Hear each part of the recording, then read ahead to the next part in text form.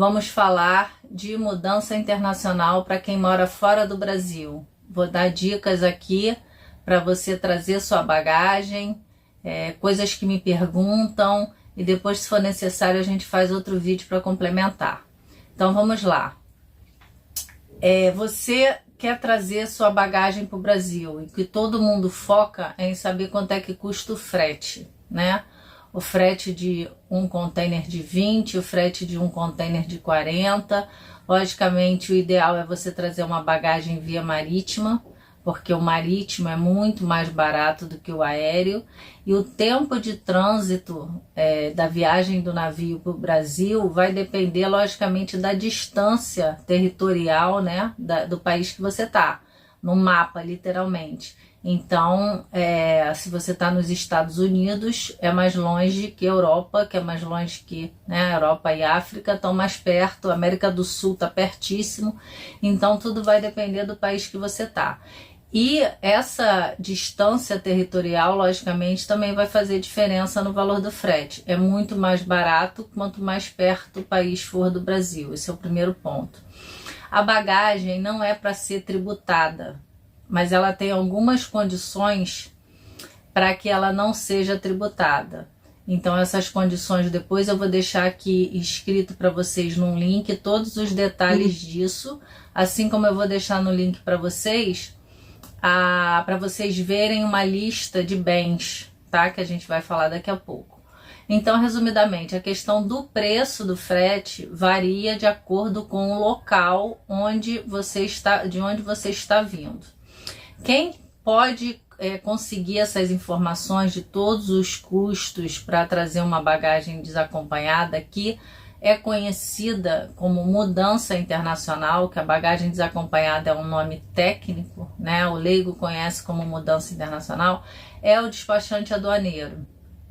O despachante aduaneiro pode fazer todos esses cálculos para você e também incluir o valor dele como honorários. Então, mas só para você ter uma visão geral, você vai ter armazenagem, você vai ter capatazia, você vai ter o frete internacional marítimo, se você trouxer de navio, você vai ter o honorário do despachante e você vai estar isento de tributos. Então, você não vai pagar os tributos federais, você não tem esse pagamento, né, de imposto de importação, IPI, ICMS, tudo isso está isento da condição de bagagem. E você não vai pagar a Marinha Mercante, que é o AFRMM. Então, nesse sentido, é bem econômico e o que acaba saindo mais caro realmente é o frete internacional. O despachante vai passar esse preço caso a caso, né? Porque tem essas questões todas que eu falei. A distância e, lógico, a quantidade, o peso da bagagem são relevantes nesse cálculo também. Tamanho do container, né? Se ele vai ser um container de 20, se ele vai ser um container de 40, se ele vai ser só algumas caixas que vão ser colocadas dentro desse container, né? Ou se você vai ocupar o container todo. Das duas formas você consegue fazer marítimo. Você não precisa ter quantidade para fechar um container todo para trazer. Você pode pegar uma parcela desse container. Aí, quando chega no Brasil, ele desce do navio no armazém, ele vai ser desovado. Então, vamos dizer, você embarcou na China, você estava morando na China, o despachante fez esse trâmite para você, o agente marítimo, né? É um profissional que vai estar colocando lá a carga dentro do container, mas o despachante cuida disso tudo. E como vem outras pessoas, sem ser você trazendo uma bagagem para o Brasil, essa bagagem é colocada do João, do Francisco, do José, a sua, tudo lá dentro do container, é possível fazer isso. Quando chega aqui, esse container é desovado, que a gente chama, ele é colocado no chão e sai o lote de cada pessoa, e esses lotes ficam lá separados no armazém, numa área coberta, para poder cada despachante de cada cliente lá fazer a liberação dessa carga. Agora, o pessoal tem muita dúvida com relação à documentação. A documentação vai estar no site lá do Brasil, né? Mas o despachante pode te dar todo o apoio sobre isso. A gente também vai botar informações aqui de onde buscar, né? nos sites, mais ou menos, para você ter uma noção. Mas você vai lá no site da embaixada, já tem uma noção dos documentos. O que é muito importante que o pessoal faz e que acaba sendo muito errado? O pessoal faz a mudança, digamos assim, no sentido de embalar, e depois que vai chamar o despachante aduaneiro. Você não deve fazer isso de jeito nenhum. Porque o despachante vai te instruir já que documentos que você tem que deixar separado, procuração que você tem que assinar para ele, para que esse processo de bagagem ocorre. Porque aí o risco é você já faz a mudança, já coloca em caixa, já bota tudo misturado, não separa a documentação que ele vai precisar para fazer o processo, não dá procuração para ele, porque às vezes você sai já do país e deixa documento com outra pessoa, então isso fica muito confuso, essa questão da papelada, fora que é necessário uma lista de bens para o processo de bagagem. Você não pode fazer a mudança internacional sem cumprir a legislação, e dentre os documentos necessários está a lista de bens. E a lista de bens, o que é? É literalmente você colocar panelas, o material de cozinha, utensílios, roupa de cama, roupa, sapato, livros, móveis. Então você vai nomear naquela lista. A gente tem um modelo aqui, né, para você poder ver e fica muito fácil para você visualizar do que eu tô falando.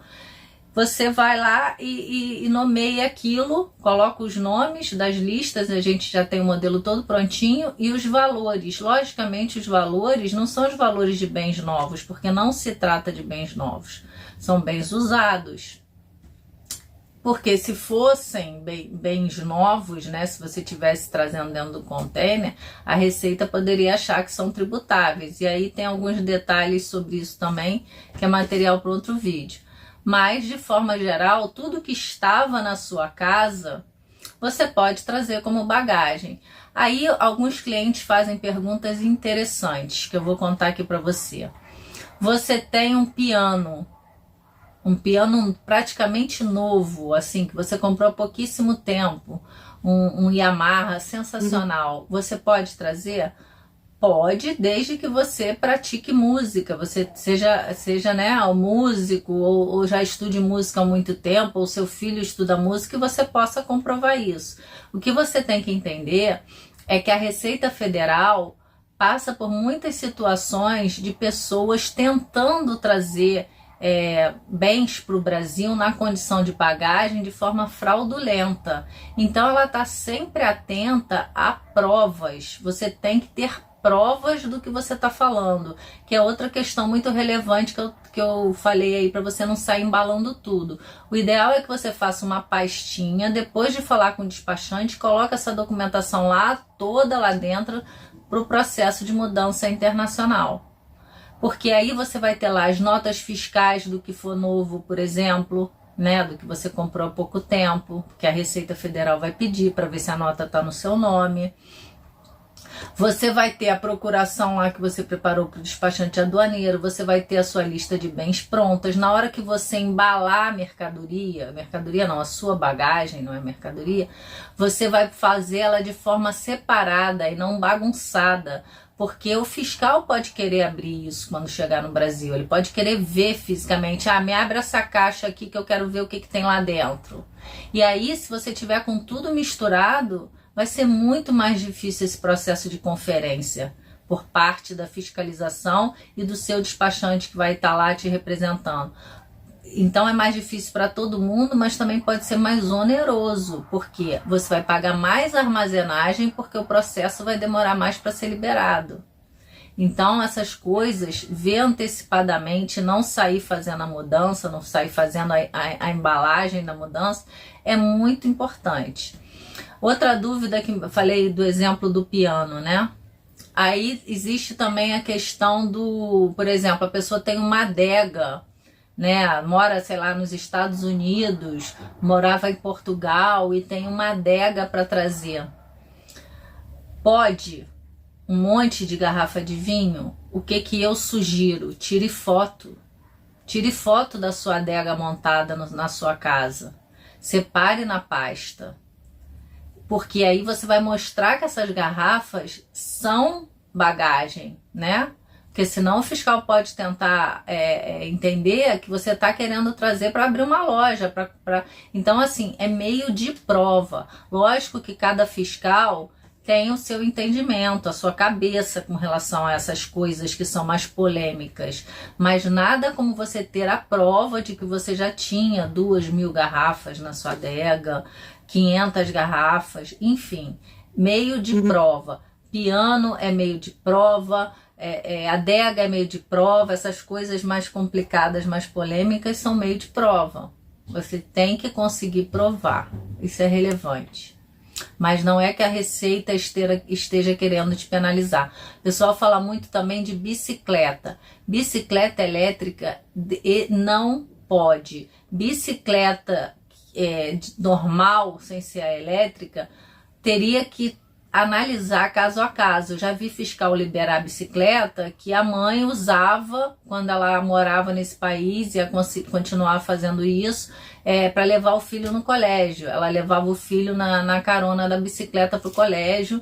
Então são questões que a Receita vai analisar, tá? Mas você já fica sabendo que se você tem moto, se você tem carro, se você tem bicicleta elétrica, você tem que vender no país que você está e comprar nova no Brasil. O Brasil não aceita isso usado aqui no país, tá? Não pode trazer.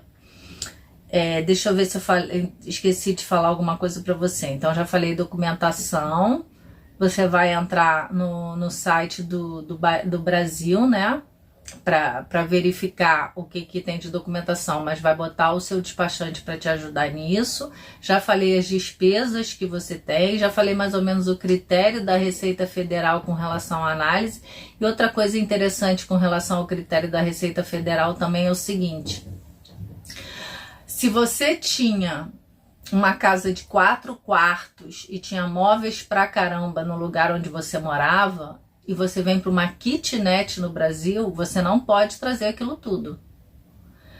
Você também tem que provar que aqueles móveis, aquela quantidade de utensílios, aquelas coisas todas que você está trazendo, você vai usar no seu dia a dia, na sua casa nova, né? Não vai trazer uma coisa que diz respeito a uma quantidade de mobílias para 4 quartos e vai morar num kitnet, porque a Receita não vai aceitar isso. Ela verifica endereço, ela verifica CPF, ela tem acesso a tudo, né? Ela tem um banco de dados muito grande e ela tem inteligência artificial nos sistemas dela. Então, antes da sua carga estar saindo do país que você está embarcando lá, com ou sem a carga, normalmente as pessoas vêm de avião na frente e depois vem a carga no marítimo, né?